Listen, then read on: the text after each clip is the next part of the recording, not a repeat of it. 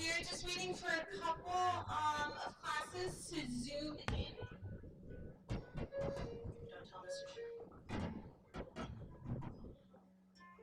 Okay, so put away your phones, put away everything. We are again waiting for a couple of classes to zoom in, so hang tight, and we will be with everyone shortly.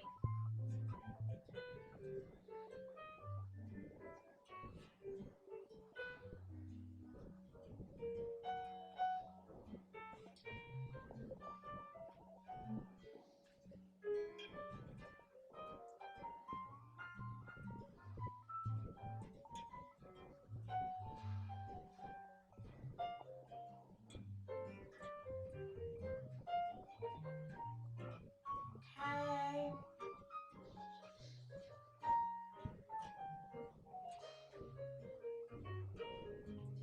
Thank you. Bear with us.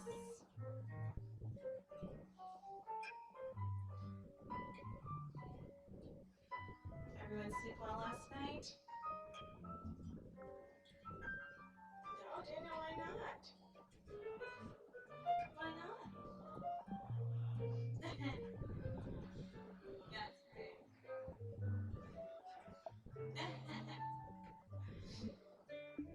Hi, Mr. Shin, how are we doing? Yeah. Okay. So again, if you're zoomed in or watching live, we are going to give it a couple more minutes. Our students come in on Mondays and we do temperature checks. So we are currently waiting on the temperature check line. So we'll give it a couple more minutes, Mr. Shin. Yeah.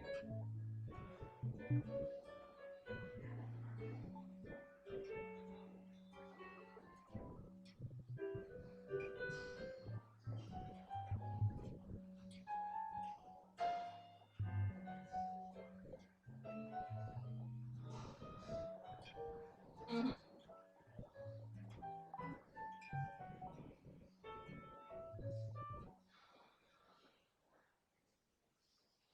Okay. Please put away your phones. Okay, put away your phones, put away your electronics, take your earbuds out. Good morning, everyone. Happy Monday. We are so happy to see everyone back at BIA. I hope you guys have a wonderful, relaxing weekend. We are very happy to have everyone back. This morning we have a wonderful speaker that will do a talk along the line of what we're covering this year for Character Ed. Again, this year we are covering virtues. We're covering qualities that, are respectable qualities that we want our students to invest in. And I just lost our speaker. So anyway, our speaker will come right back. So he's going to be talking about the first virtue we covered this year, which was self-discipline. So let's give Mr. On a round of applause. Hi, good morning, everyone. It's a Monday, but hopefully you'll learn about something very interesting. All right. By the end, I hope you learned two things. Something quite interesting that's still going on in neuroscience, as well as a teaching I personally learned from the founder of the school. I don't think you're very aware of the founder of the school, but I'd like to introduce him to you. I'll start with a slide. We have epilepsy. For those of you who don't know, epilepsy is a neurological disorder characterized by recurrent seizures caused by sudden excessive neural activity. And through our advancements in electroencephalography, we can kind of visualize what that excessive neural activity looks like. And so when someone has a seizure, it becomes an overwhelming sense of information or pain, as well as, I don't know how else to describe it besides activity in your brain. So back in the early 1900s, for patients who weren't able to resolve epilepsy through medication, were recommended to do what's called a split brain surgery. There's this part right here. It's called the corpus callosum. It's the highway, if you will, between the two hemispheres of your brain. And they would split that so that the epilepsy or the seizure itself wouldn't expand outside of the one hemisphere onto the other, thereby hopefully abating the seriousness as well as the frequency of the seizures. Now, that might sound very daunting, but in rare cases, sometimes in the fetus, some children don't actually develop the corpus callosum. So, in that sense, they have lived quite well. So we can see that it's, as long as it's successful, we're pretty receptive to such a surgery. Now, besides the fact that the hemispheres control each side of your bodily function, so for example, my left hemisphere would largely be in control of my right hand as well as what I perceive in my right-sided vision, and my right hemisphere, my brain, will be largely in control of what I see with my left eye as well as with my left hand. Now, if that highway gets cut, will there be any effect? More importantly, because the hemispheres themselves have different dominant functions, and I'll name two key ones here.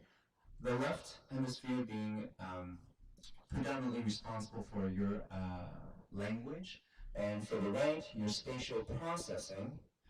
Will that surgery have any adverse side effects? So we were very curious.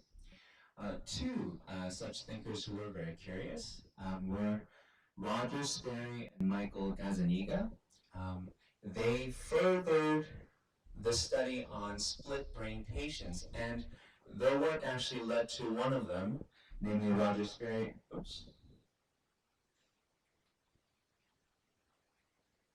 Roger Sperry receiving the Nobel Prize in 1981 for his work on split brain patients.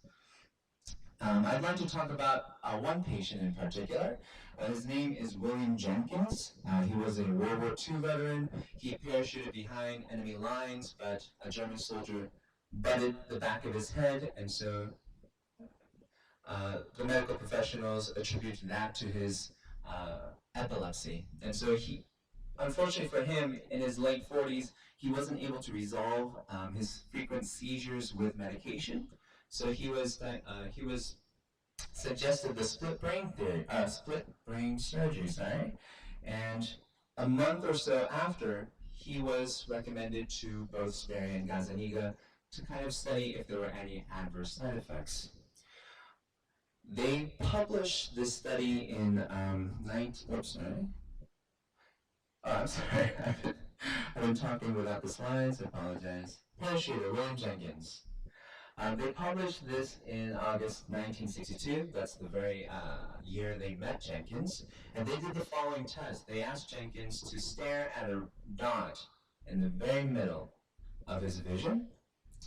And then they shined up a red square only on the right side. They flashed it, so only the right side of his eye or right side of his vision can catch it. And then they asked him, can you describe what you saw? And he said, yeah, it's a square, and he described the rest of the square.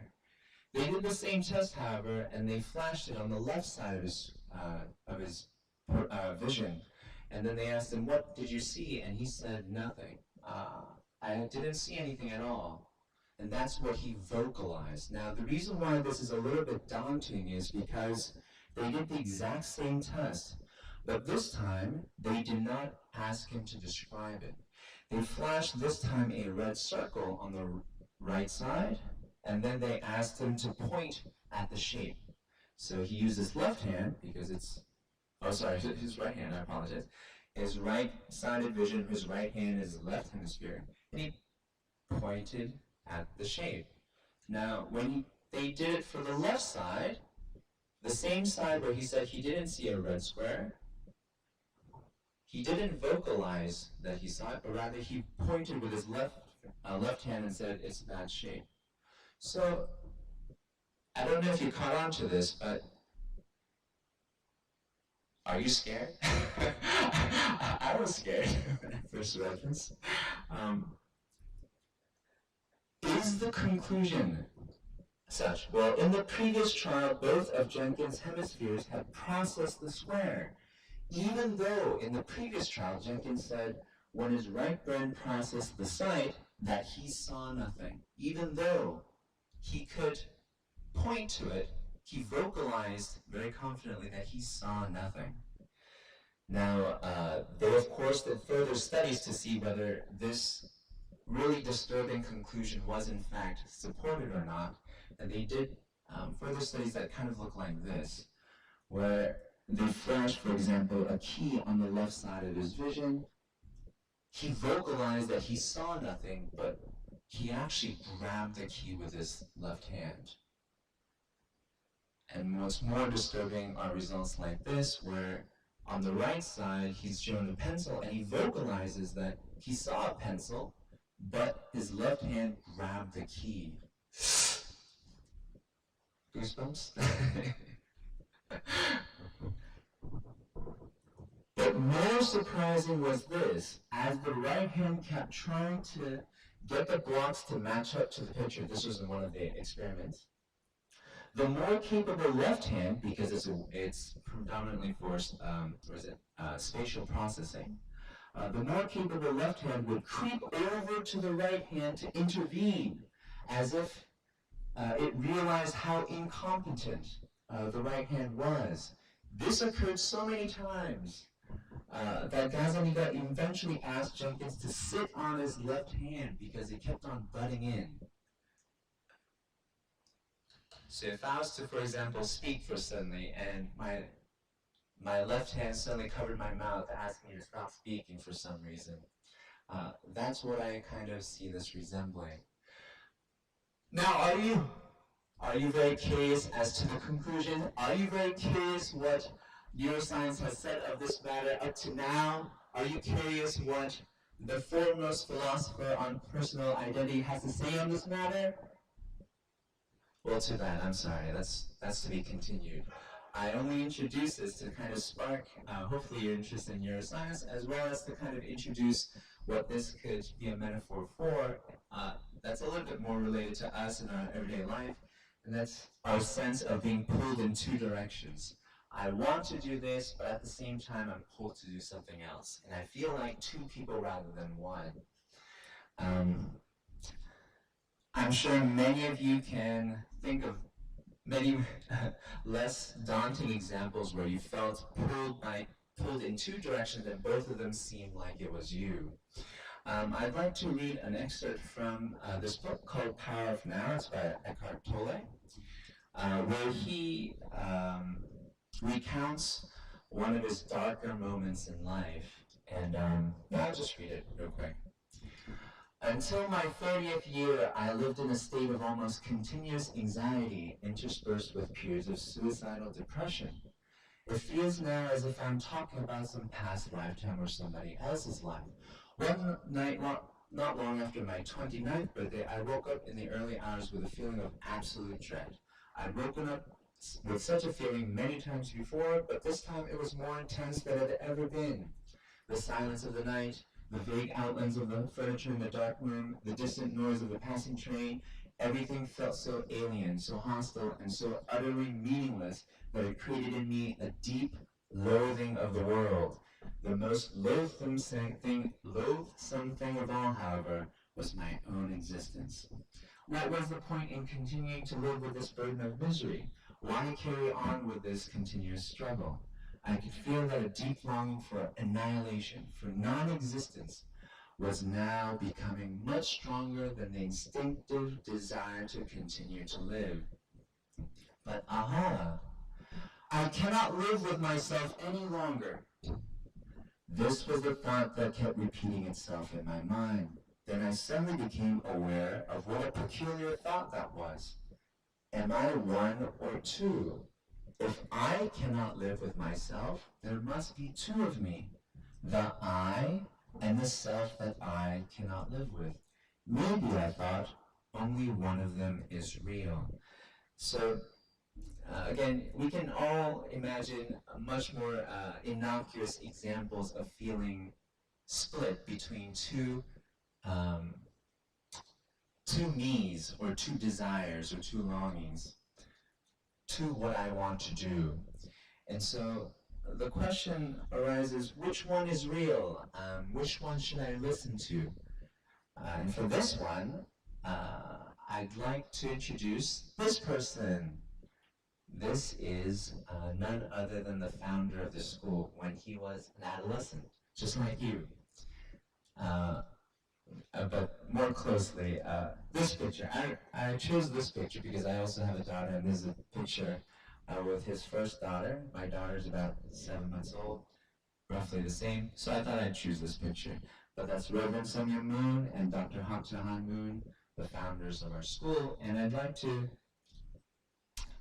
just remind everyone that I also was a teenager just like you, and so I thought of questions like, you know, what am I? What am I doing here? What does it mean to be human? What is it really to be me? What should I aspire to?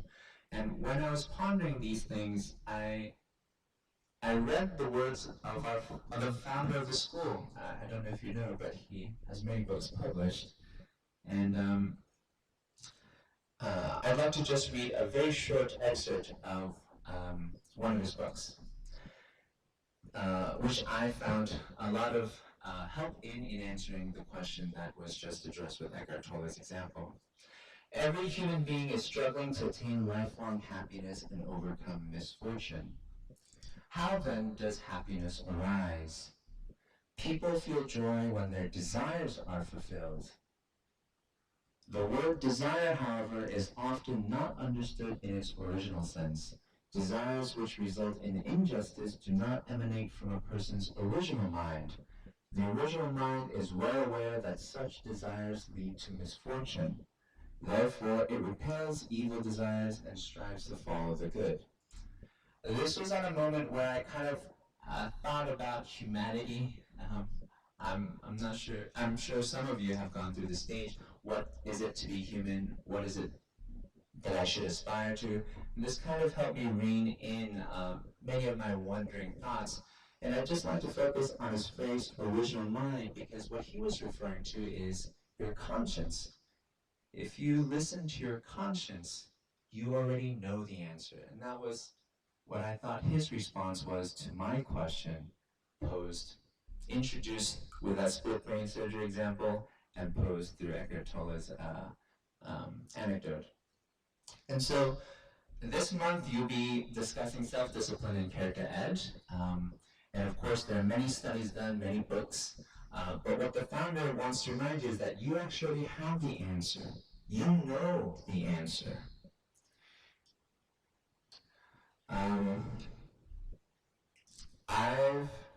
I've become who I am, and I've really thought about important questions just like you, but many of the times I found out what life was about, what self-discipline is about, what I'm about, who I am and whatnot, through moments of reflection or in deep conversation with someone else. I hope in the next, session of Character Ed, you will do the same. And just as a reminder, the founder would like to tell you through your conscience, you already know your answer. And with that, I'd like to end with a quote from Immanuel Kant. Oops. The beloved son of Germany. If you were to pick top 5 philosophers on your hand, he would definitely be on one of those fingers. He writes, 2 things fill the mind with ever new and increasing admiration and awe, the more often and steadily we reflect upon them. The starry heavens above me and the moral law within me. And he, of course, was also talking about your conscience. All right, thank you, everyone. It is a Monday. I hope you have a good week.